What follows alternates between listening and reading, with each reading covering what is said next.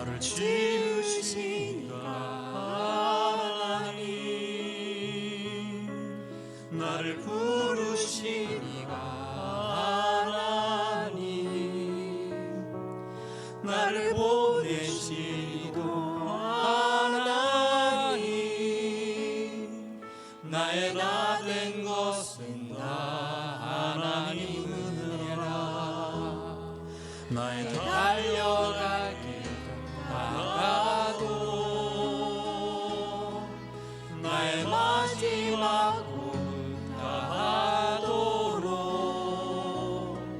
나로 그 십자가 품게 하시니, 나의 나 된 것은 나 하나님 은혜라. 한량없는 은혜, 갚을 길 없는 은혜, 내 삶을 애워 사는 하나님의 은혜, 나 주저함 없이 그 땅을 밟음도, 나를 붙드시는 하나님의 은혜.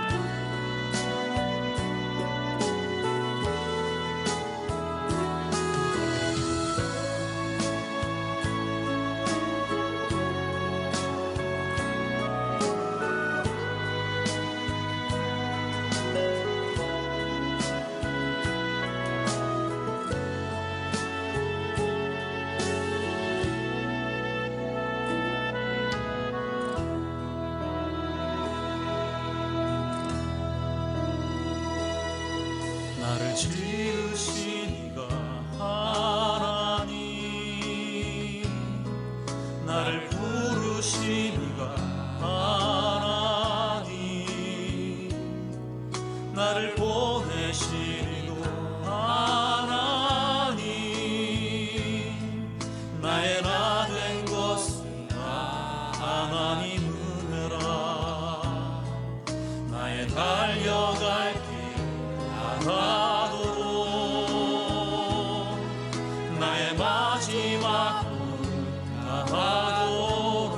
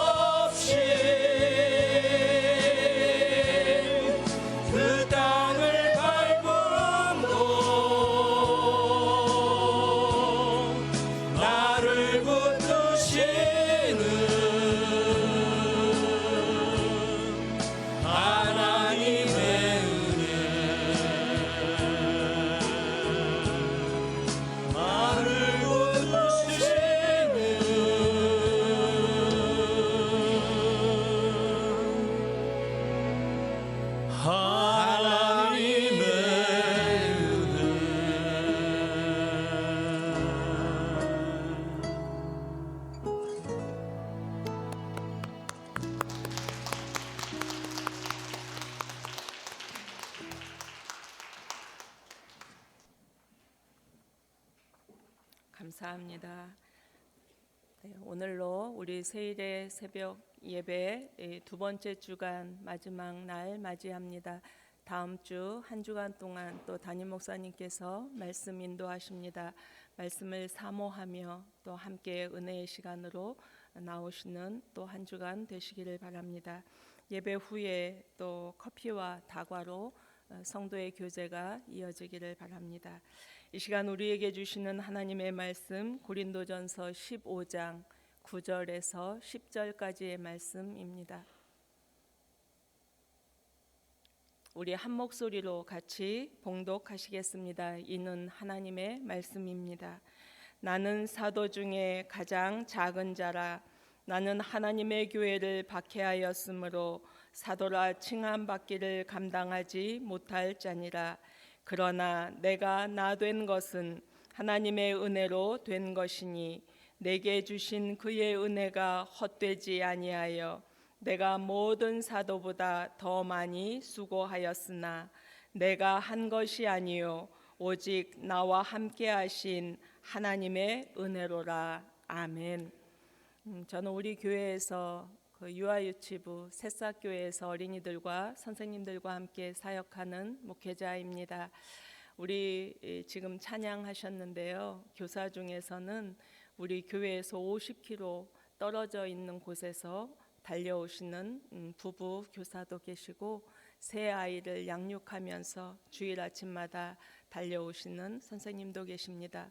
어린이를 지극히 사랑하고 또 교사 공동체를 중요하게 여기고 헌신하고 섬겨주시는 우리 부장님과 여러 선생님들 또 젊은 선생님들이 계시기 때문에 우리 새싹교회 공동체는 우리 아름다운 교회 속에 또 작은 아름다운 교회로 든든히 서 있습니다. 우리 성도들도 그러하시겠지요. 머무시는 곳 또 만나는 사람들에게 오늘도 아름다운 작은 교회를 만들어 가시는 그 삶이 계속 이어지기를 소망합니다. 저희 시아버님은 4년 동안 요양원에 계시다가 3년 전에 별세하셨습니다. 그런데 요양원에 입소한 그 다음 날 어머니가 아버지가 다시는 집에 돌아올 수 없는 것 아시기에 자녀들을 부르셨습니다. 그리고 아버지의 모든 옷들, 신발들, 또 아버지의 물건들, 또 성경책, 또 필사하신 노트 다 꺼내 놓으시고 필요한 것 가져가라고 말씀하셨습니다. 그래서 우리 사남매는 다 필요한 것들을 가지고 갔습니다. 올해도 추운 겨울이 돌아왔고 저는 아버지의 겨울 외투를 꺼냈습니다. 그리고 가족에 대해서 생각하게 되었습니다. 가족은 함께 있으나 떠나 있으나 평생 사랑을 함께 했던 사람들, 그 은혜를 나누었던 사람들, 직접 경험했던 사람들, 그리고 기억하는 사람들, 그리고 그 사랑이 있기에 천국까지 영원토록 함께하는 사람들이 가족이다 여겨집니다. 하나님의 자녀가 누구입니까? 예수 그리스도의 제자가 누구입니까? 누가 성령의 사람입니까? 라고 묻는다면 우리는 같은 대답을 하실 수 있을 것입니다. 하나님의 은혜를 직접 경험한 사람들입니다. 그 하나님의 사랑을 알고 있는 사람들입니다. 그래서 언제 어디서나 성삼위 하나님의 은혜와 사랑을 기억하는 사람입니다. 천국까지 함께 누리는 사람들입니다 라고 이야기할 수 있을 것입니다. 오늘 우리가 만난 고린도서에서 나는 하나님의 은혜를 정말 절절히 경험했어요. 그 은혜를 노래하는 한 사람 사도 바울을 또 만나게 하십니다. AD 50년경에 고린도 지방은 헬라의 항구 도시로서 부유한 상업 도시였습니다. 2만 명이 들어가는 운동 경기장이 있었다고 그래요. 그래서 운동과 철학이 흥왕했던 도시였습니다. 그래서 한편으로는 또 무질서하고 부패하고 타락한 도시이기도 했습니다. 사도 바울이 이 고린도 지역에 머물러 교회를 개척했습니다. 여러 가지 괴롭히고 위협하고 방해하는 세력들이 있었지만 1년 반 동안 그는 열심히 목회했습니다. 그래서 교회를 든든히 세우고 이제 건너편에 에베소로 지역을 옮겼습니다. 그런데 고린도 교회에서 여러 가지 문제가 발생했다고 소식이 들려옵니다. 이 사도 바울은 갈 수가 없었습니다. 그래서 3년 동안 하나하나 조목조목 편지로 내가 고린도 교회 성도들에게 전했던 이 복음의 메시지를 기억하라고 하나하나 적은 내용이 고린도서 말씀입니다. 바울은 편지 속에서 고린도에게 전했던 그 복음의 메시지를 꼭 기억하라고 말씀해 주십니다. 이 말씀을 한번 눈으로 잠깐 만나시겠습니다.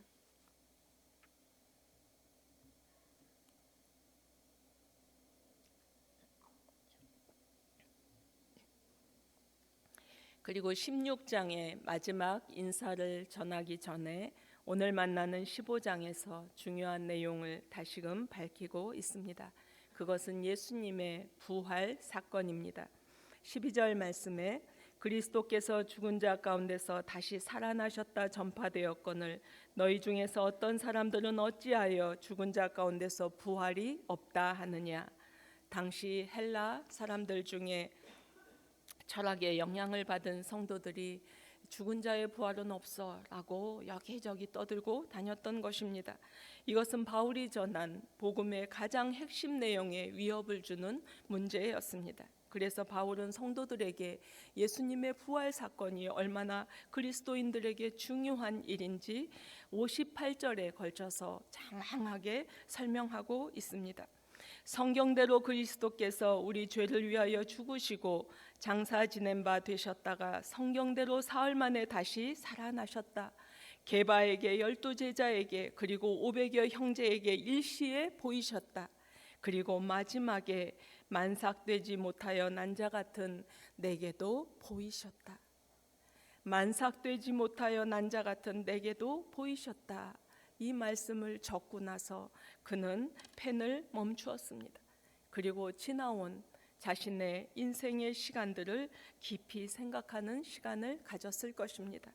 그리고 9절 10절 오늘 만난 말씀 2절 속에 바울이 경험한 지난 신앙 고백을 들려주시고 있습니다. 9절 말씀입니다. 나는 사도 중에 가장 작은 자라. 나는 하나님의 교회를 박해하였으므로 사도라 칭함받기를 감당하지 못할 자니라. 그는 먼저 내가 어떤 사람이었는가를 밝히고 있습니다. 그는 당시 최고의 신학자 가말리알의 제자였고 율법에 능통하고 유대인으로서 로마 시민권을 가진 특권을 가진 자였고 그래서 당대의 학문과 명예와 권력과 세상적인 부귀영화를 얼마든지 누리고 살 수 있었던 사람들이었는데 그래서 권력을 잡기 위해서 예수 믿는 사람들을 핍박하는 이 일에 가장 선봉에 서서 앞장섰던 사람인데 그러나 지금은 하나님의 교회를 박해하연 그 일로 인해서 나는 하나님의 일을 방해하는 자가 되었었고 사도라 칭함을 받기에 절대로 감당하지 못할 자, 적합하지 않은 자, 자격이 안 되는 자, 죄인임을 알게 된 자였다고 자신에 대해서 설명하고 있습니다. 그리고 이어서 감격에 벅차서 외친 말씀이 10절 말씀입니다. 세 가지 메시지를 저희에게 들려주시고 있습니다. 첫 번째는 하나님의 은혜였습니다 라는 고백입니다. 그러나 내가 나 된 것은 하나님의 은혜로 된 것입니다. 사도 중에서 가장 작은 자였고 보잘것없는 자였고 하나님의 교회를 박해해서 절대로 사도라 칭함받기를 감당하지 못할 나였는데 그러나 지금 내가 나 된 것은 하나님의 은혜로 된 것입니다. 나는 달라졌습니다. 나는 180도 변화되었습니다. 그런 나는 하나님의 은혜로 된 것입니다. 그는 자기 인생을 하나님의 은혜라고 단 한 문장으로 정리하고 있습니다. 내가 누구인가?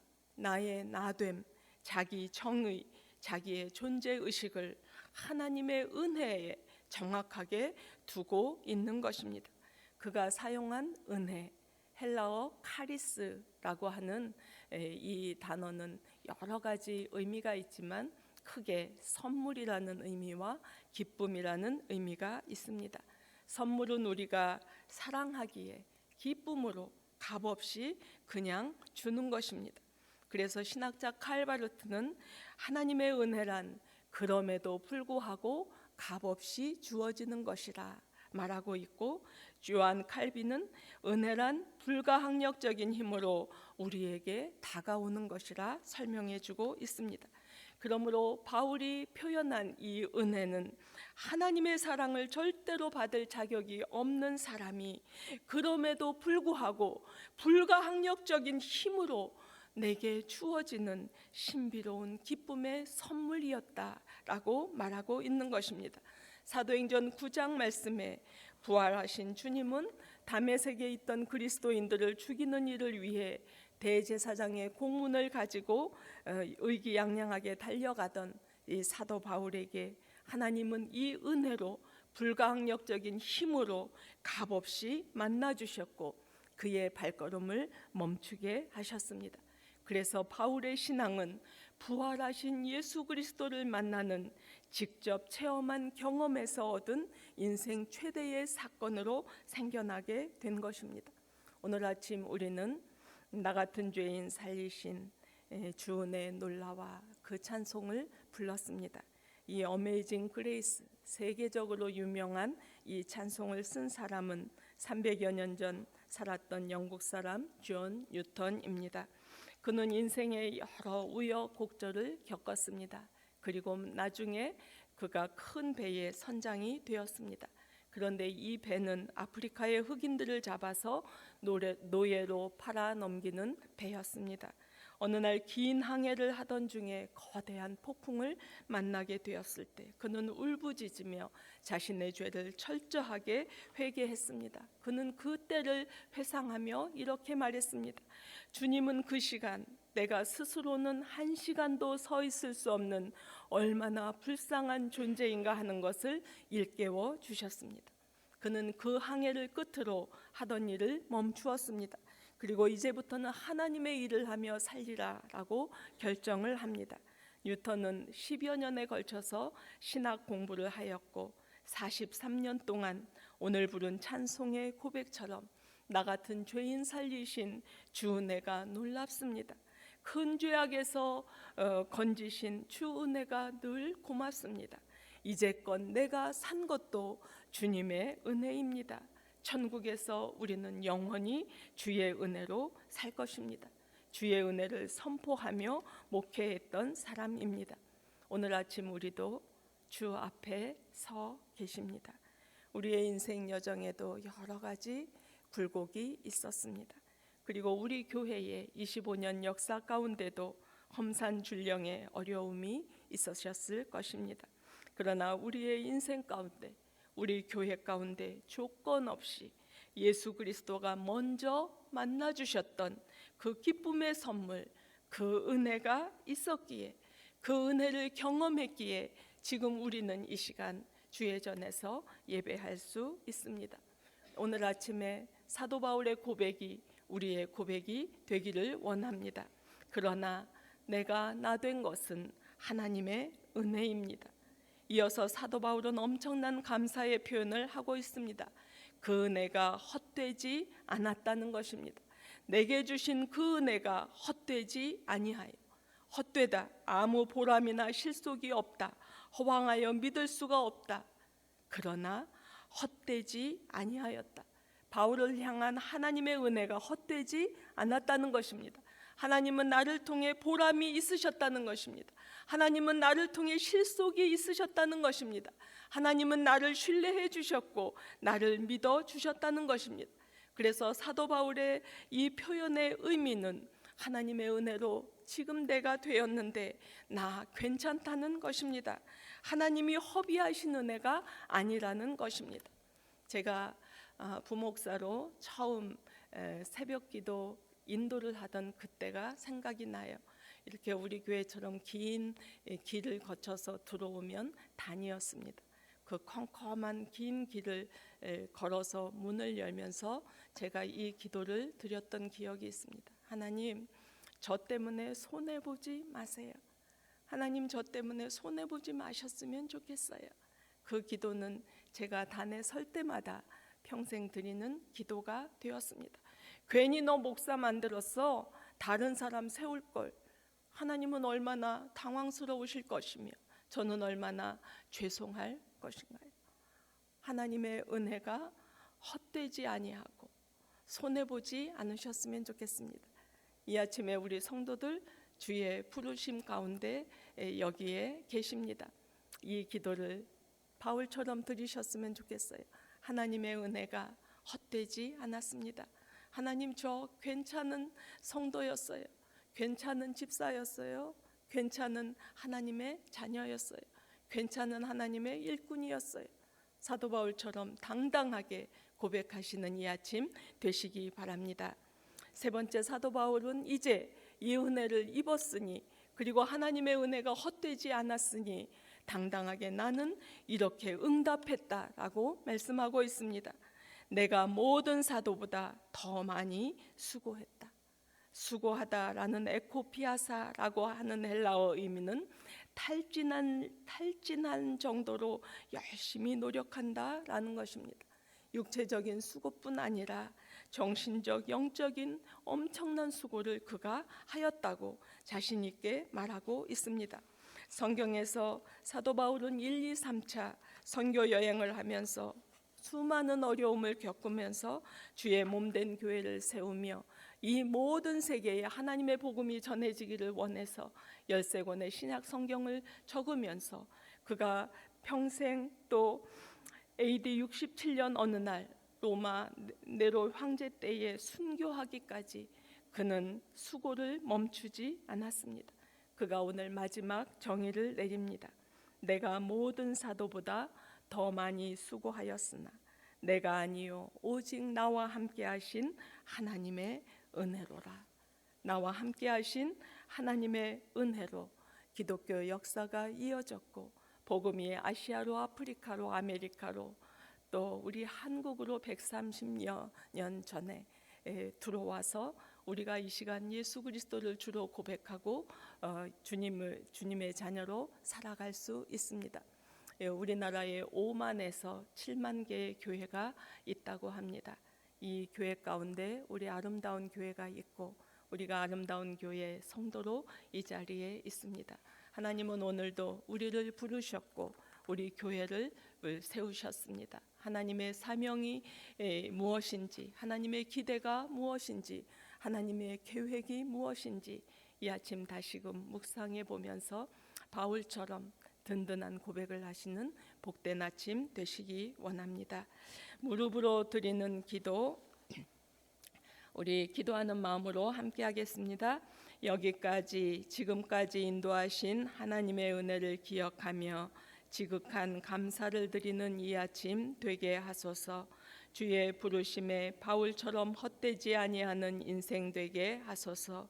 오늘 주시는 사명 깨닫고 많이 수고하게 하소서. 오늘도 내 삶의 가정에 주의 은혜로 승리를 주소서. 주의 마음을 시원케 하는 아름다운 교회 되게 하소서. 눈물을 병에 담은 이 아침의 기도가 하늘에 이르게 하소서. 주의 믿습니다. 3번 고백하고 기도하시겠습니다. 주여 믿습니다. 주여 믿습니다. 주여 믿습니다.